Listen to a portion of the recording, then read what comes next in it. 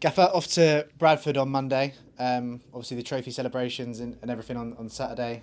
We live long in the memory, but still a job to prepare for and a job to do on Monday. Yeah, I'm just buzzing to be back in. I don't know, I've just been on a massive low the last 2 or 3 days. Sat at home, watching footy at home, went to a couple of games, but missed the lads. I've not seen them since, was it Sunday? Oh no, Monday, the evening we had at Monday. So we've given them a couple of days off, but I've missed them. I want to get back into training this morning, make sure that we try and do a job against Bradford.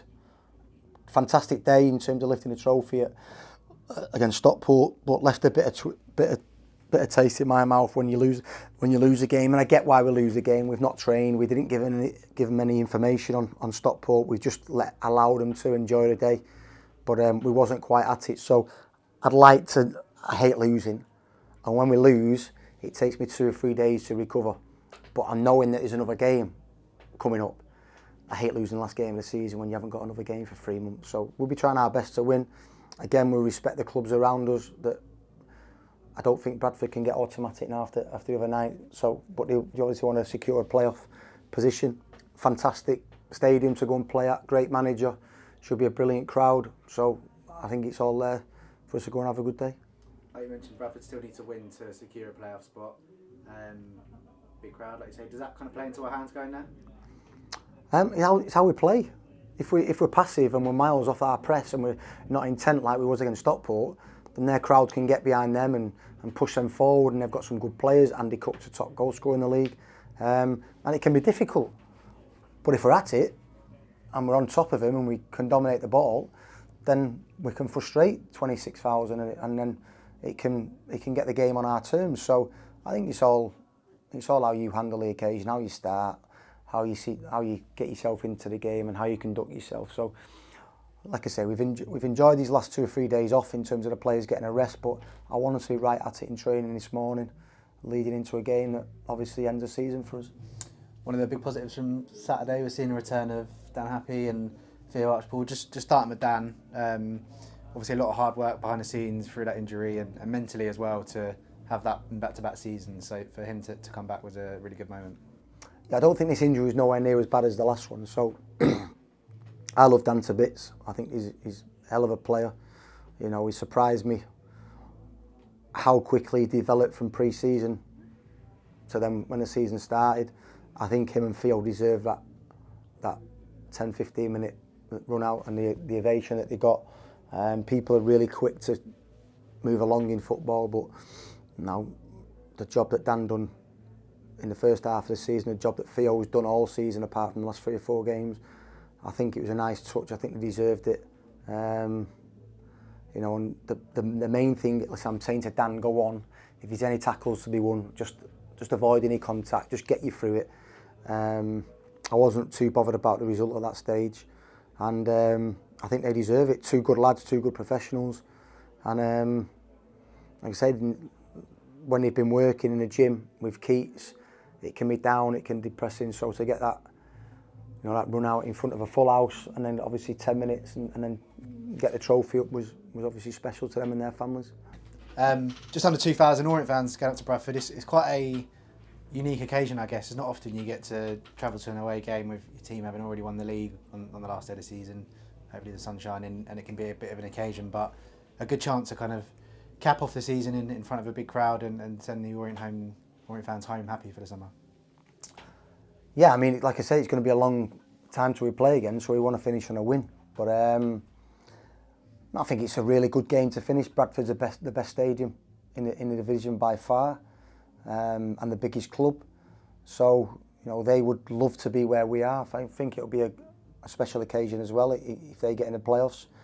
But Bradford were one of them clubs where at the start of the season you're thinking if we can finish above them.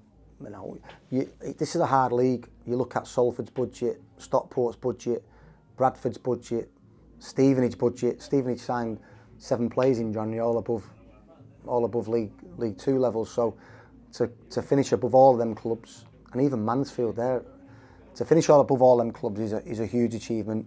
I still think that Bradford have got a say in the playoffs because I think they've got good players, and we've just got to be professional. We've got to make sure we train today properly. I'll make sure I get the cobwebs off them, and go there and make sure that there's over 2,000 followers. Make sure it's not a wasted journey and we give them something to enjoy. Speaking of getting the cobwebs away, obviously you've got a game on Sunday. I know there's a staff game today as well. Is that going to help your preparation? Well, a staff game today is not very difficult because last year I can't remember what score it was. I mean, even did you score? Yeah, 2. 2 scored 2, and you scored a hat-trick, but the whistle went, and I don't remember. Listen, there's levels to this game, isn't there? Yeah, and the first team staff against the academy staff. Just spoke to Sazi in there. Come on, let's rewind it to 2008 when I give him a little shuffle, chopped onto my left foot and put it in. Yeah, today won't be very, very difficult, and I would imagine Sunday will be very, very difficult as well. These levels to this game, Luke. But in terms of Sunday, it's a good opportunity to raise some money for a cause close to your heart.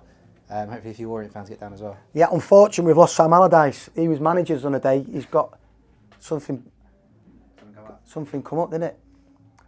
Oh yeah, the Leeds job. So we got the Leeds job. I was looking forward to seeing him to question him about his Klopp and Pep little comment, which made me chuckle a little bit. No, wish Sam all the best. Leeds a big club. Hope he keeps them up. But we're just looking for a replacement manager now. Get Lingy in if he wants it. Under pressure, we won 9-2 last year. He's under a bit of pressure to get a better scoreline. No, I think we've sold about 4,000 or 5,000 so far. We're expecting a few more in a day, and hopefully it'll be sunny. Like I said, I've heard that there's a few Orient fans coming up day early, so it'll be great to see them. I'll promise that I'll give them all the time in terms of having a chat with them, pictures, anything like that. And obviously there's some celebrities who will be bigger than me, so they might get an opportunity to have pictures with them.